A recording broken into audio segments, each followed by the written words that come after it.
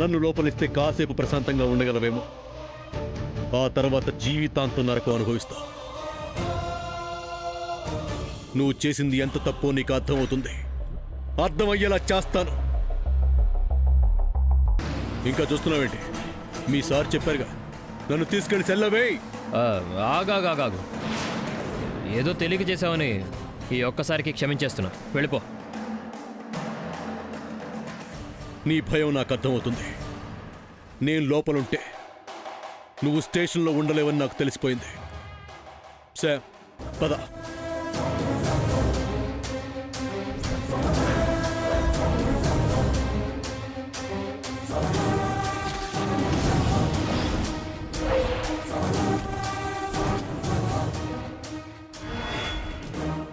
ఏం చేయలేడు, మీరేం భయపడకండి. ఇచ్చిన డబ్బుతో ఎంజాయ్ చేయండి. ఓకే సార్, వెళ్ళండి.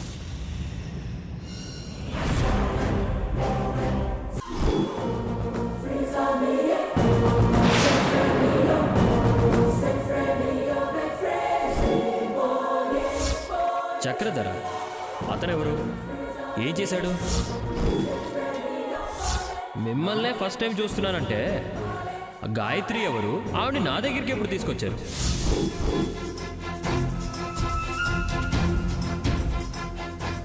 బాబా, ఉన్న ఒక్క హోప్ కూడా పోయింది. ఆఖరికి ఎస్ఐని కూడా చక్రధర్ కొనేశాడు. దీపిక ఊర్లో ఉండుంటే మనం మోసపోయే వాళ్ళమే కాదు. బాధపడకు శామ్. ఓటమి నుంచే గెలుపు పాఠాలు నేర్చుకోవాలి. ఉన్న అవకాశం చేజారింది కదా అని కృంగిపోకూడదు. మన బాధ శత్రువుకి వరంగా మారుతుంది, ఫలాన్ని చేకూరుస్తుంది. ఆ అవకాశాన్ని మనం వాళ్ళకి ఇవ్వకూడదు. కొత్త అవకాశాన్ని సృష్టించుకోవాలి. ఆ నీచుల్ని పాతాళానికి తొక్కేయాలి. ముళ్ళును ముళ్ళుతోనే తీయాలి శామ్. తెలివితేటలు వాళ్ళకే కాదు, మనకి ఉన్నాయని తెలియజేయాలి. విలవిల్లాడాలి శామ్. మనం వేసే ఎత్తులు తెలియక గిలగిల కొట్టుకోవాలి.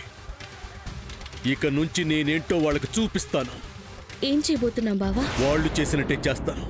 వాళ్ళ మతి పోగొడతాను. నానమ్మని కొట్టినందుకు, మనల్ని ఇంతగా బాధ పెడుతున్నందుకు ప్రతీకారం తెచ్చుకోకుండా వదలను. మొత్తం మనకు అనుకూలంగా మారుస్తాను, మార్చి చూపిస్తాను. నువ్వేం భయపడకు సార్, ధైర్యంగా ఉండు.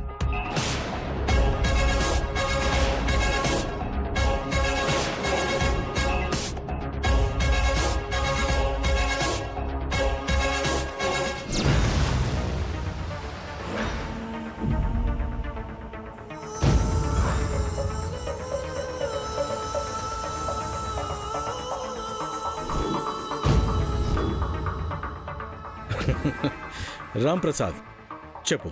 ఏం చెప్పమంటారు సార్? వాళ్ళు వచ్చారు. ఆ సూర్య నాకు గట్టిగా వార్నింగ్ ఇచ్చాడు. మీరేం చేశారు? నేను చెప్పిన మాట మీద ఉన్నారా లేరా? ఉన్నాను సార్. కాకపోతే అతను మాట్లాడిన మాటలకే కొంచెం భయంగా ఉంది. అవన్నీ ఒట్టి మాటలే రాంప్రసాద్. చేతలే ఉండదు. భయపడకండి. తీసుకున్న 2 లక్షలతో ఎంజాయ్ చేయండి. ఏం 2 లక్షలు సార్? అందులో 50,000 మా వాళ్ళ నోరు మూయించడానికే సరిపోయింది. Cool Ramprasad, cool. ఇంకో 50,000 నీ అకౌంట్లో వేస్తానులే. Okay sir. ఉంటాను రాంప్రసాద్. సార్ సార్, ఏంటి? గాయత్రిని ఏం చేశారు? ఇంకా విషయం మీరు మర్చిపోండి. గాయత్రి ఎవరో మీకు తెలీదు, నాకు తెలీదు. మీకే ప్రాబ్లం రాదు. ఓకే? Okay sir. ఏమన్నా అవసరం అనుకుంటే ఫోన్ చేస్తాను. నో, అనవసరంగా ఫోన్ చేయొద్దు. గోడలకి చెవులుంటాయి, నీడలకి కళ్ళుంటాయి. అర్థమైంది కదా? అర్థమైంది సార్. బాయ్.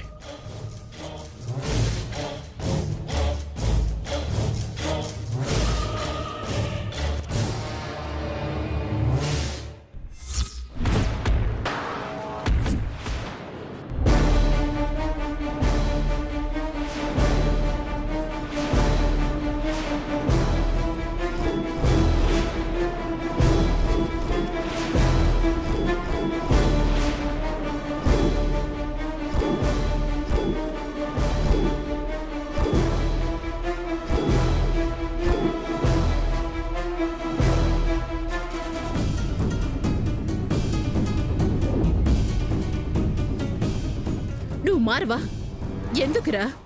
ఎన్నిసార్లు చెప్పినా అది చేసే పనులు బయటపడుతున్నా దాంతో పాటు తిరుగుతావు. నిజాయితీ ఉన్న చోట నీతి ఉంటుందమ్మా. శ్యామ్ నీతి గలది. నీకా విషయం తెలిసే రోజు వస్తుంది. నువ్వు తెలుసుకునే రోజు ఎప్పుడొస్తుందో. చెల్లి, జీలకర్రలో కర్ర లేదు, నేతి బీరకాయలో నెయ్యి లేదు అన్నట్టు శ్యామ్లోనూ నీకు కనిపిస్తున్న చెల్లేదేమో. సూర్య చెప్తున్నాడుగా, నమ్ము. ఆ, మైసూర్ బొండాలో మైసూర్ ఉండదు, మిలిటరీ క్యాంటీన్లో మిలిటరీ ఉండదు గాని ఇక నువ్వు ఆపక. ఇది మరీ బావుందమ్మా. జగడమేల వస్తుంది జంగమయ్య అంటే పిచ్చం పెట్టవే నీ అంకమ్మ అన్నాడంట. ఇప్పుడు నేనేమన్నానని చెప్పి చెల్లి హలో మాట్లాడుతున్నావు? ఆ, నాకదే పనక్క మరి. ఏమో చెల్లి, నాకేం తెలుసు. నువ్వు ఆగక్క. ఆంటీ సూర్య, నువ్వు కాసేపు ఆగు. ఏంటమ్మా? ఎక్కడికెళ్ళొస్తున్నారు? చిన్న పనుండి వెళ్ళాం. అయితే ఏంటి? ఏ తల్లి కూడా చెప్పకూడని రహస్యం అది? రహస్యం ఏం లేదు చిన్నత్త, అందరికీ తెలిసిందే. నేను నిన్ను అడగలేదు, నువ్వు చెప్పరా. శ్యామ్ చెప్పిందమ్మా. నువ్వు వివరంగా చెప్పు. వివరంగా చెప్పాలా? అడుగుతున్నారుగా సూర్య, చెప్పు. చెప్తాను సామాన్య. చెప్పు మరి. మన ఇంట్లో అడుగడుగున అపశకునాలు జరుగుతున్నాయి కదమ్మా. ఎటు చూసుకున్నా మనకు సంతోషం అన్నది లేదు కదా. నానమ్మ కూడా అలా అయింది. అన్నింటినీ పరిష్కరిద్దామని వెళ్ళాం. అవకాశం దొరికినట్టే దొరికి చేజారిపోయింది. కాకపోతే మన సమస్యలన్నింటికీ ఒక్కరి పరిష్కారం చూపించగలరు. ఆయన మాత్రమే మన బాధల్ని పోగొట్టే పరిష్కారం చూపించగలరు.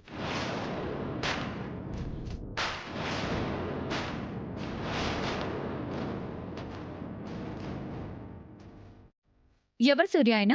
ఆయనే సామాన్య. 2 సార్లు మన ఇంటికొచ్చి జరగబోయేవి చేయాల్సినవి చెప్పారే స్వామీజీ. హరహర మహాదేవ శంభో శంకర స్వామీజీ. ఆయన ఇంకొకసారి మన ఇంటికొస్తే మన సమస్యలన్నింటికీ ఒకే ఒక్క పరిష్కారం ఇచ్చేస్తారు.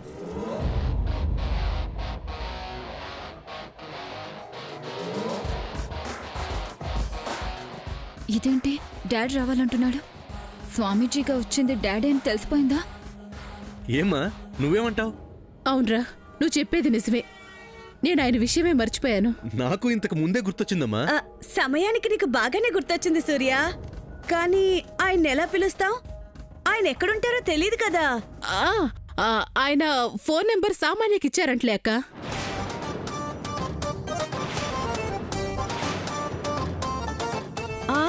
అవునా? సామాన్యకిచ్చారా? అవునరా, ఏదైనా అవసరం ఉండి ఫోన్ చేస్తే వస్తానన్నారట. సామాన్య నీకు ఈ విషయం చెప్పిందా? సామాన్య చెప్పింది మరి. మరి ఇంకే ఇక ప్రాబ్లమే లేదు. సామాన్య, స్వామీజీ నెంబర్ నీ దగ్గర ఉందని చెప్పామంట కదా, చెయ్యి, ఫోన్ చేసి పిలు. సూర్య మాటలు తేడాగానే ఉన్నాయి. ఇప్పుడు నేను డాడీని పిలిచానంటే నేను హరికృష్ణ గడ్డం లాగినట్టు సూర్య డాడ్ గడ్డం లాగేలా కనిపిస్తున్నాడు. నో, పిలవకూడదు.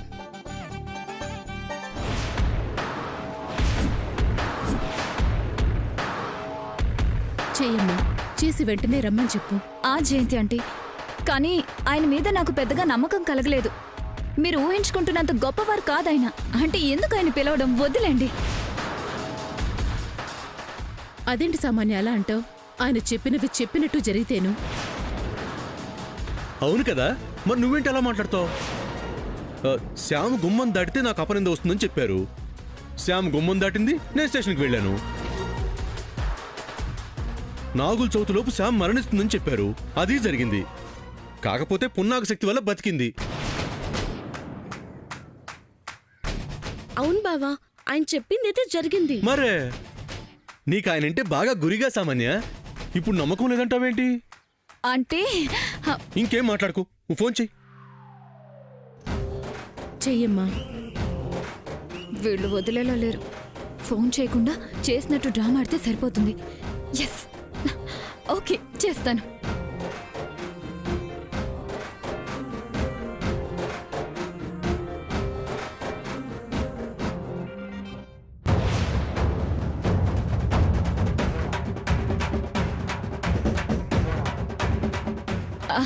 రింగ్ అవుతుంది, రింగ్ అవుతుంది.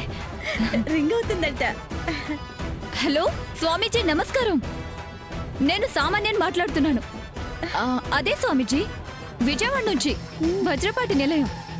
వజ్రపాటి నిలయం. గుర్తుకొచ్చిందా? స్వామీజీ నేనే.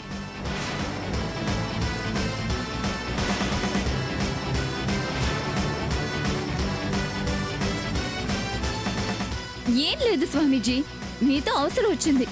మా సమస్యలన్నీ తీర్చే మార్గాన్ని మీరైతేనే చెప్పగలరు అనుకుంటున్నాం. మీరు ఒక్కసారి మా ఇంటికి వస్తే బాగుంటుంది. ఏంటి స్వామీజీ, మీరిక్కడ లేరా?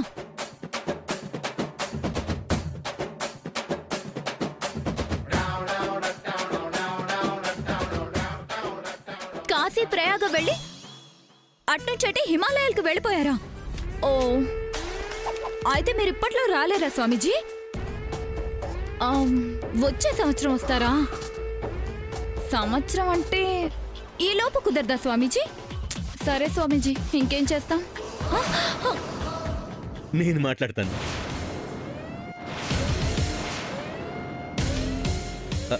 హలో స్వామీజీ, నమస్కారం. అరే, నన్ను గుర్తుపట్టేశారా? అవునవును, సూర్యని. నేను అసలు ఫోనే చేయలేదే. ఎవరితో మాట్లాడుతున్నాడో? స్వామీజీ, మీరు మా ఇంటికి వచ్చి చెప్పినవన్నీ జరిగాయి. మీ మీద మాకు ఎక్కడ లేని నమ్మకం వచ్చేసింది స్వామీజీ. ఇక మా సమస్యలన్నిటికీ పరిష్కారం చూపించగలవారు మీరు ఒక్కరే అని మేమందరం నమ్ముతున్నాం స్వామీజీ. మరి మీరేమో హిమాలయాలకు వెళ్ళిపోయారు. ఇప్పుడు మాకు దిక్కెవరు స్వామీజీ? మీలా భూత భవిష్యత్తు వర్తమానాలు తెలిసిన వారు మళ్ళీ మాకెక్కడ దొరుకుతారు? ఏంటి స్వామీజీ, మీ శిష్యుడున్నారా?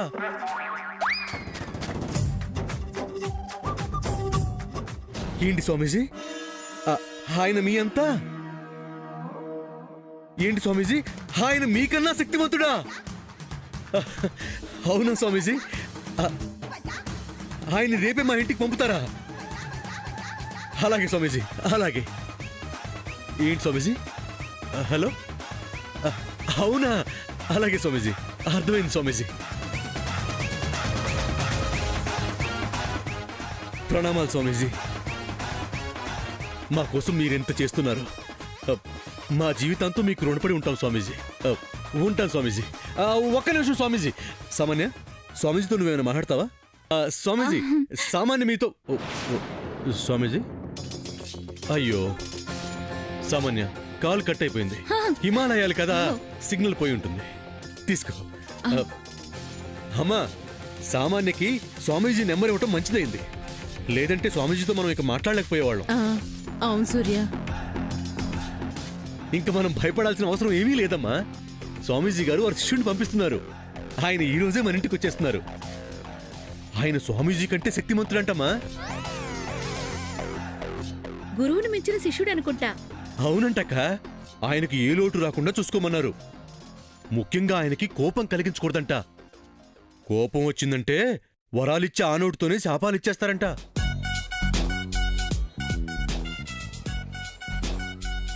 అయినా మనం ఎందుకు ఆయన కోపం కలిగిస్తాం? శాంతంగా ఉండేలానే చూసుకుందాం. ఏమంటావు చెల్లి? అవును, అంతేగా. సరే అమ్మా, ఇప్పుడే మీరు ఇల్లంతా శుభ్రం చేసి నీట్ గా పెట్టేయండి. ఈ రోజే స్వామీజీ గారి శిష్యుడు వచ్చేస్తారంట. ఈ రోజా? అలాగేరా, ఇప్పుడే మొదలు పెట్టేస్తాం. రాక సామాన్య, నువ్వు కూడా రామా. అంటే సమంత వద్దా? అంటే మంచి పనులు మొదలు పెట్టేటప్పుడు అదెందుకు? నువ్వురా, రామ్మా, నువ్వురా, పద, నువ్వు పదమ్మా.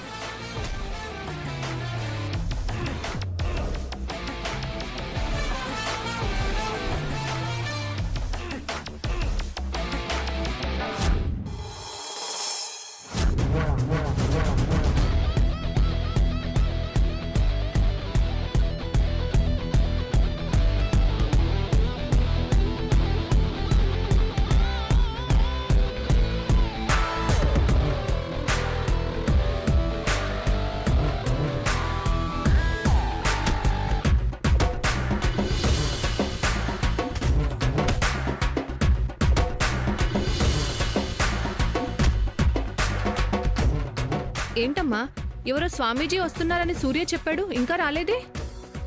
తలుచుకోగానే తలంబ్రాలు కావాలంటే ఎలాగే వస్తారు. కాస్త ఓపిగ్గా ఉండు. ఇంకెంతసేపు రాజీ ఆంటీ? ఆయన వచ్చే వరకమ్మా. అక్క, వచ్చే స్వామీజీ ఇలాంటి స్వామీజీ కాదట. మన ఇంటికి అంతకు ముందు వచ్చిన స్వామీజీ కంటే శక్తివంతమైన స్వామీజీ అట.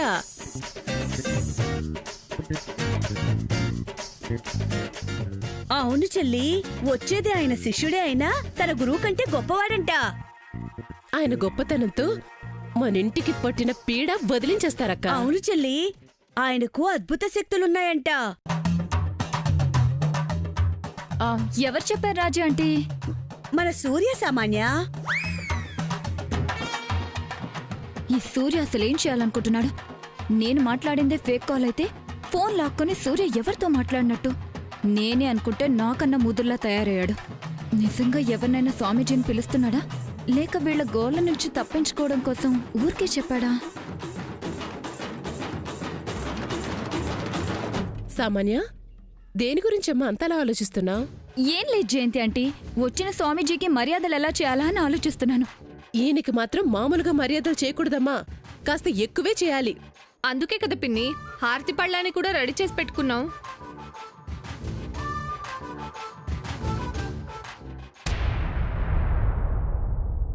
ఏంటి సాముదిన అలా ఉన్నావు? ఏం లేదు పద్మదున, కొంచెం హెడేక్గా ఉంది అంతే. అవునా, టాబ్లెట్స్ వేసుకోపోయావా? ఏమండి, మన రూమ్లో హెడేక్ టాబ్లెట్స్ ఉన్నాయి, మీ సిస్టర్కి ఒకటి తీసుకురండి. అలాగే పద్మ.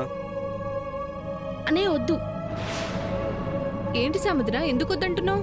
ఇది టాబ్లెట్స్ వేసుకుంటే పోయేది కాదు పద్మదున. ఏమైంది సాముదిన? అబ్బబ్బబ్బబ్బా, ఏంటి పద్మ మీ గోల? దాంతో మాటలేంటి? కాస్త కామ్గా ఉండండి. అబ్బా, ఏంటి నాకీ టార్చర్? చక్రధర్ దొంగ స్వామీజీ అని బావకి తెలిసినా వచ్చే స్వామీజీ జెన్యున్ అని ఎలా చెప్తాడు? వాడే దొంగంటే వాడికి శిష్యుడేంటి? అసలు బావ ప్లాన్ ఏంటి? ఏం చెప్పకుండా నన్ను టెన్షన్ పెడుతున్నాడు. ఏం జరిగిపోతుందో తెలియక తల పగిలిపోతుంది. చెల్లి, స్వామీజీ ఏంటి ఇంకా రాలేదు? వచ్చే వరకు ఎదురు చూడాలన్నారుగా, చూడండి. అంతేనమ్మా, ఎదురు చూడాల్సిందే. ఆయన దివ్యమంగళ రూపం ఎలా ఉంటుందో, ఆయన ఎలా వస్తారో.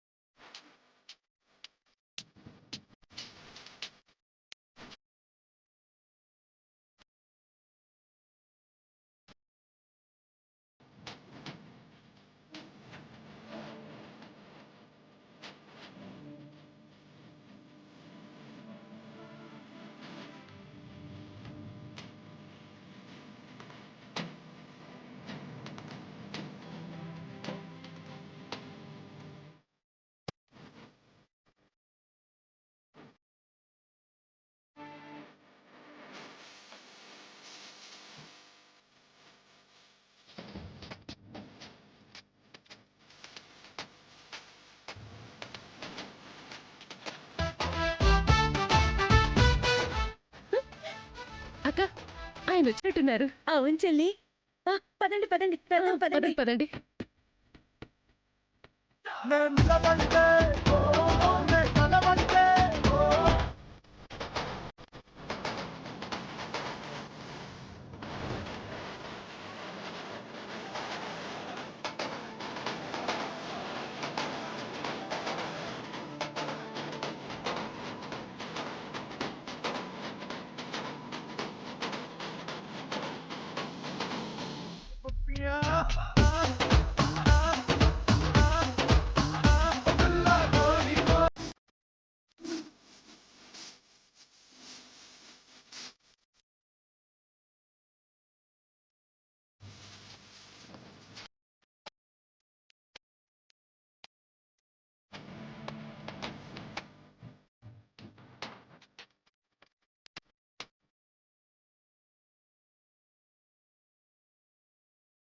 చూస్తుంటేనే చేతులెత్తి దండం పెట్టాలనిపిస్తోంది. అవును, కాకపోతే మిగతా స్వామీజీల కంటే చాలా వెరైటీగా కనిపిస్తున్నారు. స్వామీజీ వచ్చేసాడు. హౌ? ఇతను నిజం స్వామీజీయేనా? మా డాడ్లా డూప్లికేటా? అబ్బా, టోటల్ కన్ఫ్యూజన్.